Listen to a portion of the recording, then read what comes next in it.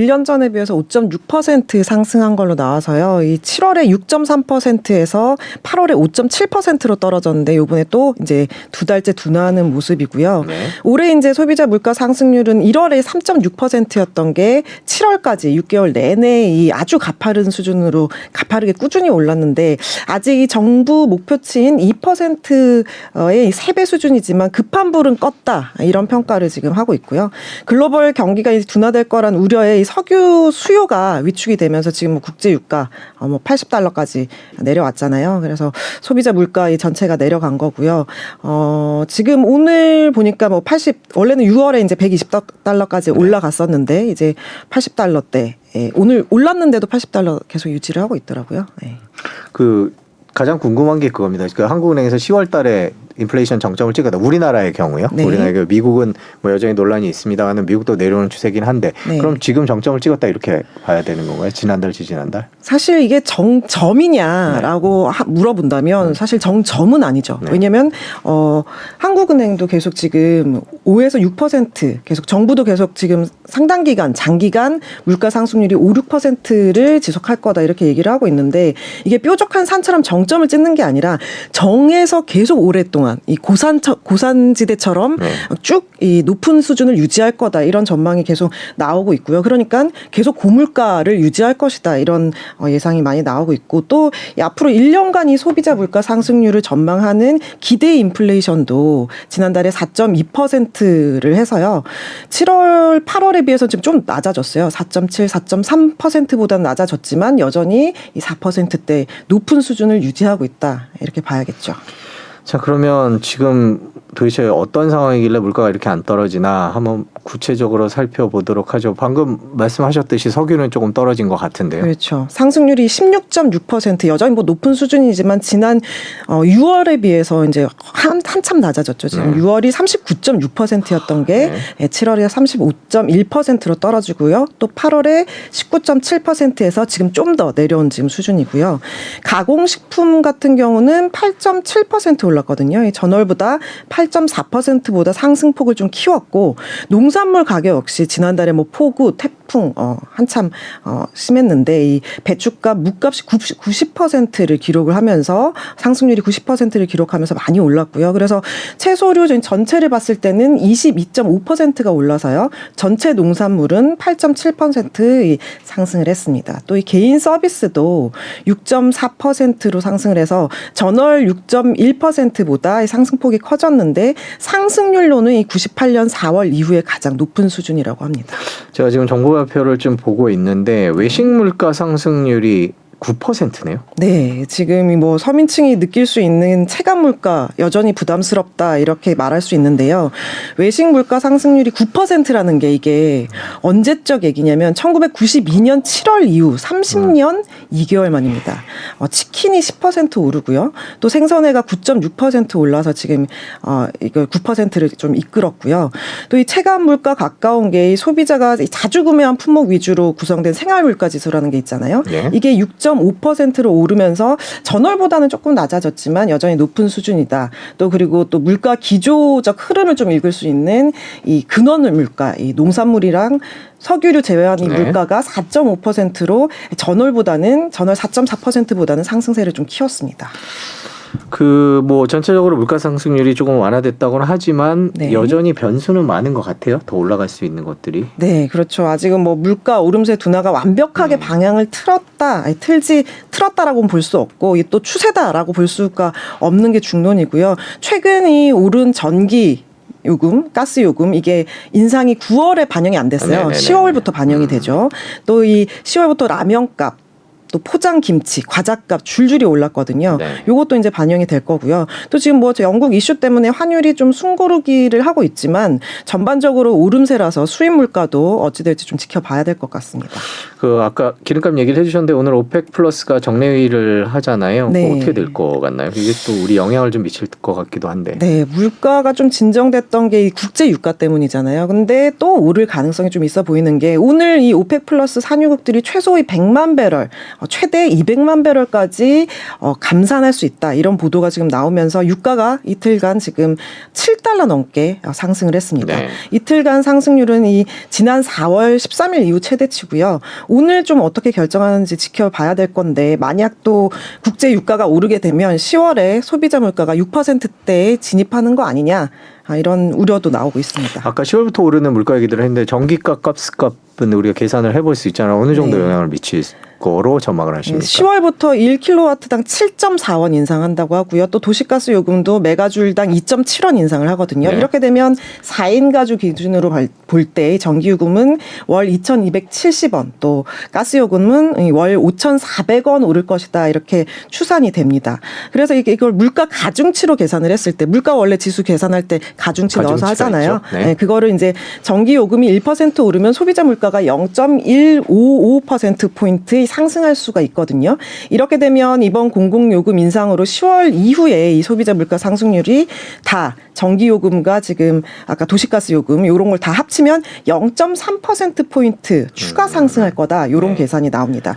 당연히 뭐 지금 기준 이게 완전 수학적인 거고요. 네. 뭐 국민 전체가 에너지를 줄인다, 절약한다 하면 또 예상치와는 다를 수 있지만 뭐 이 공공요금 인상되면 이게 물가에 가는 상승 압력이라는 게 있잖아요. 이게 상당히 센데 이렇게 되면은 뭐 전기 쓰고 가스 쓰고 하는데 다 물가에 반영을 하겠죠. 음식점 예를 들어서 음식점에서도 다 값을 거기다 반영을 할 거고요. 그래서 좀 더 걱정이 되는 부분입니다. 다음 주 12일에 금통이 열릴 텐데 어떻게 전망을 하십니까? 지금 네. 인플레이션이 이렇게 나왔는데. 네. 뭐 지금 앞서 얘기한 뭐 환율 문제 뭐 다 영향을 미쳐서 사실 이게 사실 지난달 미국과 거의 비슷한 상황이잖아요. 그때도 약간 둔화하는 8%대에서 둔화하는 모습을 보이긴 했으나 여전히 높은 상태이기 때문에 자이언트 스텝 3번이나 갔잖아요.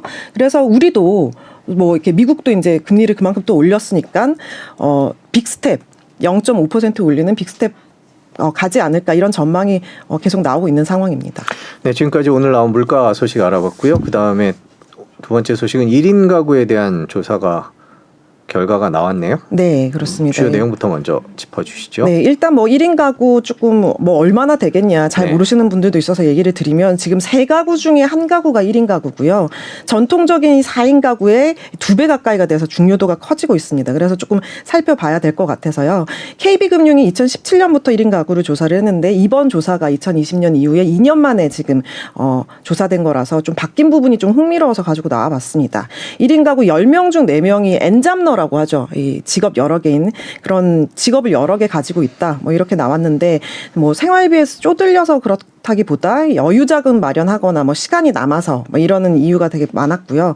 그다음에 뭐 어떤 걸 부업으로 하나 봤더니 뭐 배달 라이더나 뭐 유튜버 같은 소셜 크리에이터 이런 신생 부업이 전통 부업보다 2.8배나 많은 수준이었습니다.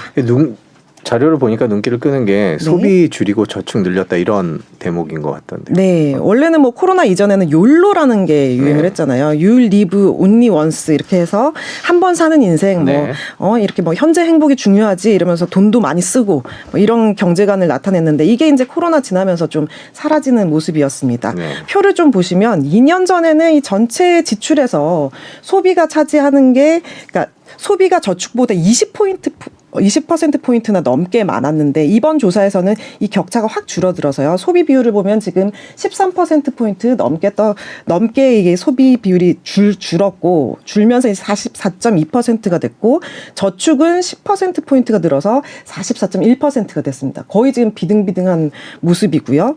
또 이렇게 할 수 있는 게 다음 표를 보여주시면 소득은 이제 원래는 이제 소득보다 좀 더 쓰고 뭐 이런 경우가 있었는데 소득은 절대 넘지 않게 지출을 하겠다. 또 이 정기적으로 자산을 좀 점검하면서 조정하면서 계획적으로 이 자산을 관리한다. 뭐 이런 내용이 있었는데요. 연령대로도 봐도 20대도 이런 가치관을 가지고 있어요. 그래서 자산을 관리하는 모습이다. 다른 연령에 비해서 뒤지지 않게 관리하고 있다. 이렇게 조사가 됐습니다. 오늘 나온 기사들을 보면 이제 혼자 살아도 좀 번듯하게 살아보자 이런 조사 결과도 있던데요, 보니까. 아, 그래. 요 같은 내용인데요. 보면은 이제 저도 좀 대표적인 1인 가구인데, 네, 좀 부끄럽지만, 네, 1인 가구인데요. 사실 좀, 처음에는 이제 결혼을 할 줄 알고, 좀 작은 집에서 살아도 버텨보자 했지만, 살면서 이 결혼을 안 하게 되더라고요. 네. 그래서 그래도 그러면 혼자서 번듯하게 살아야 되지 않냐 이런 생각이 좀 지금 들더라고요. 뉴스 얘기인가요? 개인 얘기인가요? 아니, 예, 아니 예. 섞어서 네. 자연스럽게 네. 넘어가겠습니다. 네. 그래서 이제 혼자 살아도 구질구질하지 살지 말자 이런 생각이 조금 읽히는 1인 가구 네. 이 조사가 있는데 사는 집을 좀 봤더니 원래는 이 혼자 살면 뭐 소형 평수 이 오피스텔에 살 것 같잖아요. 네. 근데 이제 뭐 표 좀 보시면 2020년 이 조사 때는 뭐 지금 계속 코로나 전부터 계속 늘어나고 있어요. 이 네. 아파트를 다세대 주택이 원래는 2020년 조사 때는 연립이나 다세대 주택이 1등이었지만 이번에 아파트가 36%를 넘어서 1위를 차지를 했고요. 역전이 됐습니다. 그리고 이 중대형 규모에 사는 비율도 2년 전보다 3.1%포인트나 늘었습니다. 그렇군요. 네. 재정 관리는 어떻게 하고 있다 이렇게 조사 결과가 나왔나요? 네, 지금 이게 올해 조사잖아요. 네. 그렇기 때문에 이제 현재 금융시장 상황이 많이 반영이 됐는데 지금 뭐 코인이다 주식이다 이제 뭐 상황이 좀 다 안 좋으니까 현금을 보유하려는 경향이 아주 많이 강해졌습니다. 1인 가구도 역시 그렇게 하고 있었는데요. 금융자산 포트폴리오를 좀 보면 현금이나 이 수시 입출금에 들어있는 유동성 자산이 42% 거의 절반을 그냥 돈으로 갖고 있다. 2년 전에 비해서는 이게 16%포인트 넘게 늘어난 거거든요. 지금 뭐 금융시장 시장이 불안정하니까 원래 가지고 있던 이 금융 상품 같은 걸 해지해서 신규 투자로 지금 대기 자금으로 이제 유동성 자산을 많이 확보하고 있는 모습이고요. 그 다음으로 많은 게 뭐 예적금이 27%, 주식이나 선물 옵션 같은 게 19%를 차지를 했습니다. 그 소득 상위 10%에 해당하는 1인 가구에 관한 이야기도 관심이 가긴 하더라고요. 리치 싱글이라고 그러는 것 같은데. 네, 이걸 리치 싱글이라고 하는데 일반 싱글보다는 좀 더 이 구체적으로 체계적으로 자산을 관리하는 모습이었습니다. 이 구체적으로 뭐 재무 목표를 설정을 한다던가 투자 기간을 장단기로 나눠서 이 관리하는 경향이 일반 싱글보다는 좀 더 강했습니다. 먼저 이 버는 돈부터 리치 싱글인 일반 싱글의 2배였는데요.